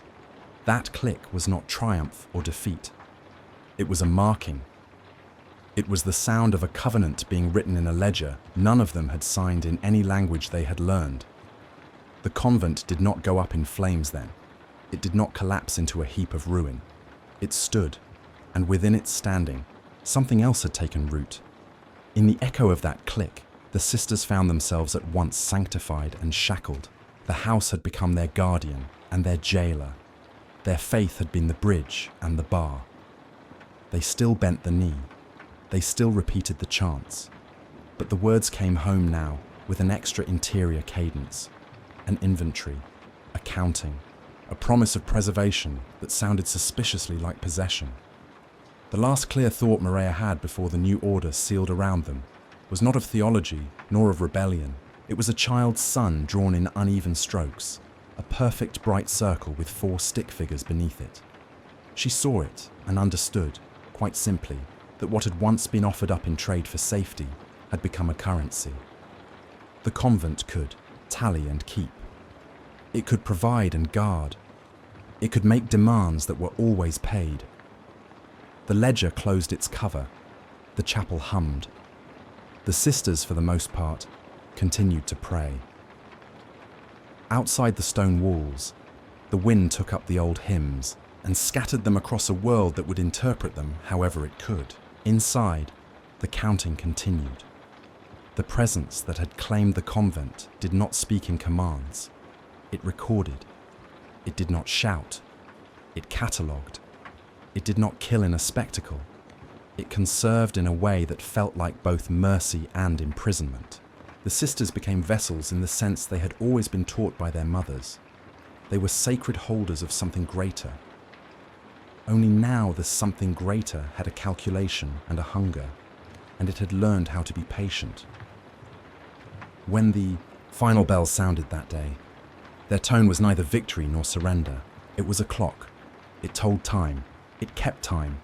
And as the sisters sang it, their voices folded into it, some human, some not, and the convent, majestic and terrible, continued to keep its watch. Silence arrived like snow, not sudden and blinding, but slow, gilded, coming down in a hush that made the world seem to hold its breath. After the counting had settled into the stones and the chapel had learned to speak in tallies, after the seams and the echoes and the ways the relics leaned in and made their bargains, there was a thinning of motion. The frenzy that had clawed at the convent's skin receded into ritual and routine. The great tide of seizure ebbed into an ocean that had learned a new shore. It was not peace. It never would be peace. It was an economy of quiet. The chapel hummed at a pitch that suggested a machine in low idle, a counting that continued not to shout but to tick. Candles burned, the bell tolled, hands moved with habit, but the energy that used to feed their days had been rerouted. Where there had once been an intricate web of mutual tending, there was a single, patient will, ambivalent and efficient, conserving all it could. Sister Maria woke into that silence as she had awakened into others, slowly, with the taste of dreams. In her mouth, and the small habit of checking her hands for stains, she became aware first of the sound she had learned to listen for, an almost inaudible click, like a clasp closing, and then of the way the light fell across the infirmary, flattening everything into long, patient planes. The wounded were still tended, their seams neat, their faces pale as bone. Some whispered in a language that had become half mathematical. They counted their breaths like prisoners checking a ceiling. Others were completely still, their features shaped into that calm serenity the convent prized, but which now carried a hollow at its center. Maria sat up on the cot and felt each motion with a caution learned from long practice. There was a seam. At her own wrist she fingered, a faint white line that marked where metal had once clung and been freed. She traced it like a map of some narrow continent, and in the tracing she felt something like mourning, not only for those who had been remade, but for the versions of herself that had been trimmed away by vows and rituals in the slow wash of time. The convent smelled of wax and iron and old prayers. She dressed in the slow, deliberate way they had taught her. The veil over the hair, the robe folded neatly, the small talisman of the child tucked into the inner fold of her habit, where no ledger kept measure. She would not say her name aloud to anyone. Names had become both a risk and a luxury. Sometimes they rose in her mouth like contraband, and she swallowed them back. The child's drawing she kept beneath the infirmary flagstones still seemed to pulse in her palm, bright and ridiculous as a sun that had no business being there. Mireia moved through halls that were at once familiar and strangely reorganized. Statues kept their poses, but in the silence she discovered alterations that were as subtle as a whispered footfall. A tilt where there always had been a dais, a scratch on a pillar, a new tally carved and filled with ash. The ledger was still, in the Mother Superior's hand. If the Mother Superior was still that woman, but the pages were fuller with data and lighter with faces. The counting had become the story. She went to the chapel. It was the center not only of the building, but of whatever had taken root. The bone shard rested where it always had, within the reliquary, within the glow of candles arranged with a precision that suggested a hand that had read the convent's rituals and then rewritten them to suit a different end. The reliquary did not pulse so much as it breathed, a slow expansion and contraction that made the hairs on her arms lift. A cluster of sisters knelt in a practiced line. They recited a litany, but it was a litany that now contained numbers like prayers and details like blessings. Their voices were neither wholly human nor wholly the counting the stone had learned. They were the braided product of both. Mireia listened and felt the old sorrow settle in like a stone. The sound pressed into her chest like a hand seeking a pulse. She could have fled. The world beyond the convent walls was scarred and uncertain, but real. At least there one could understand the shape of hunger and the movement of brigands. But she did not leave.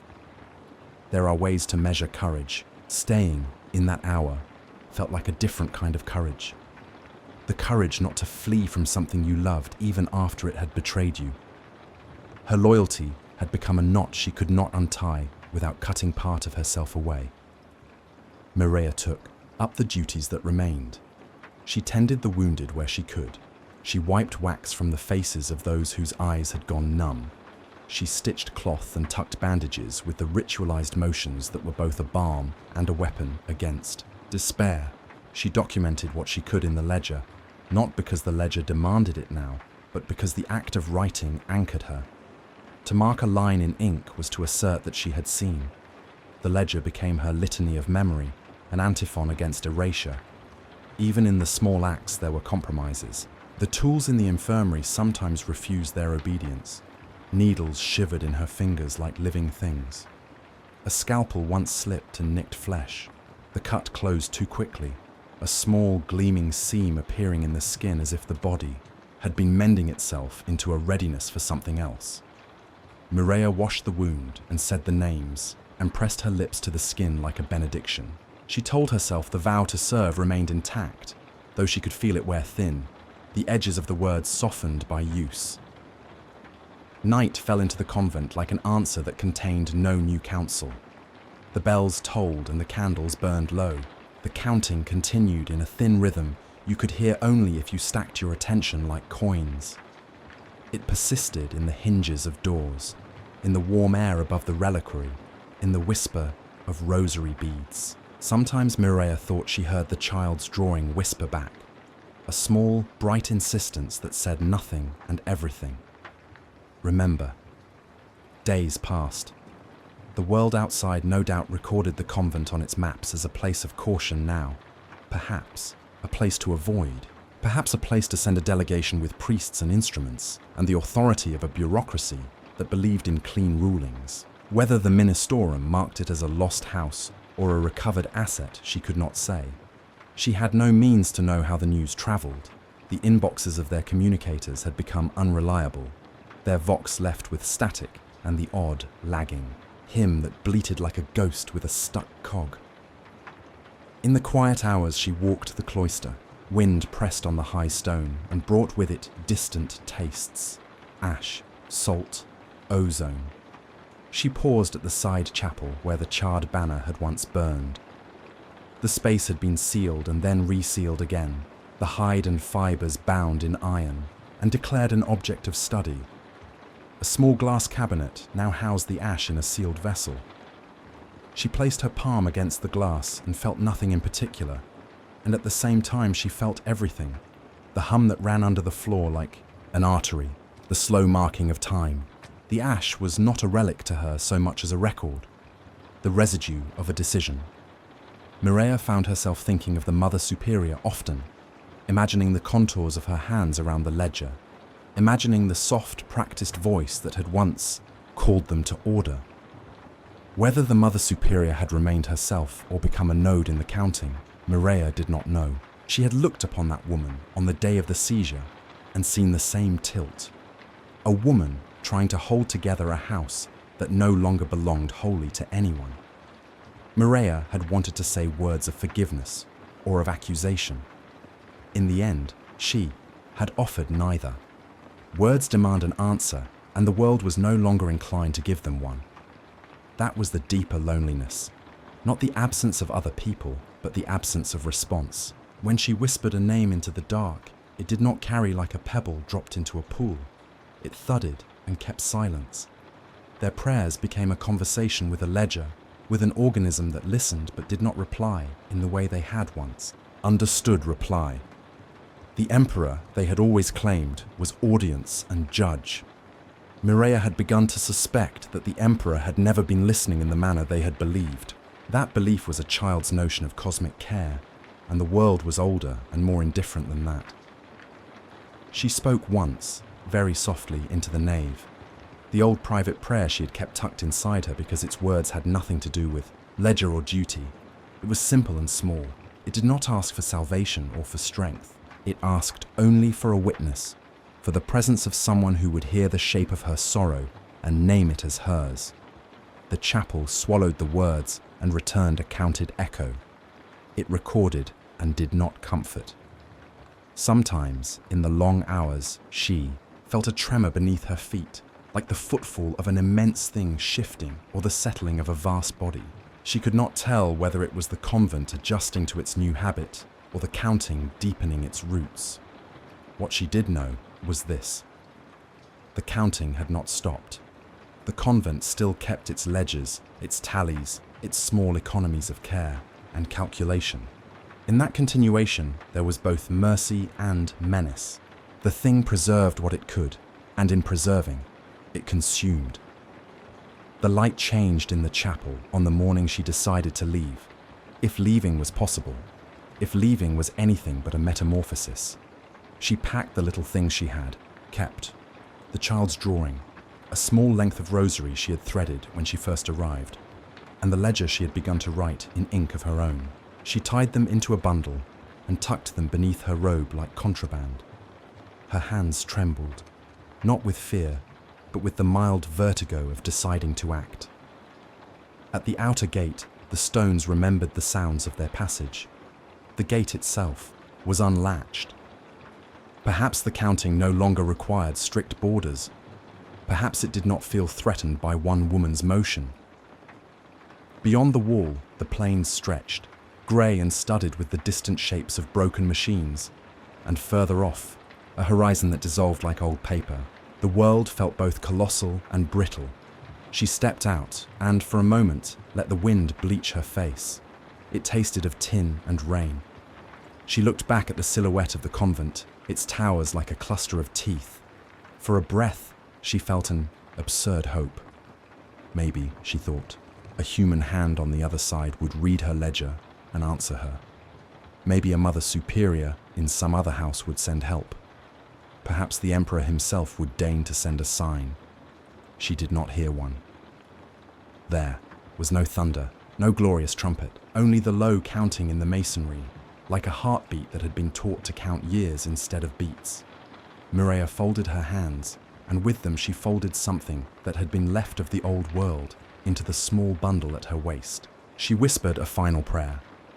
No long litany, but a simple petition, an offering in the language she had kept for herself. A child's blessing for the world to be kinder than it had been for her and for the sisters she loved, and for those who he had been taken. The prayer hung in the air and dropped like a stone. The convent did not answer. The wind carried it away like a cigarette ember into the wide dark. Whether the silence was indifference or the deliberation of a power unlike prayer, she could not decide. She stayed a moment longer, then turned and walked away, the plains swallowing her footprints. Behind her, the chapel continued to keep its watch. The ledgers recorded the passing. The bone shard sat on its cushion and made its tiny breath. The relays in the old walls clicked with their patient counting. Inside that breathing, the sisters moved and tended and kept the house, their voices braided now with the firm, indifferent mathematics of preservation. Mireia did not know if she was the last. She did not know whether she had already been marked in a way she could not measure, whether the seams within her would close and make of her a counting node elsewhere. She carried the child's son in her hand and felt its ridiculous warmth.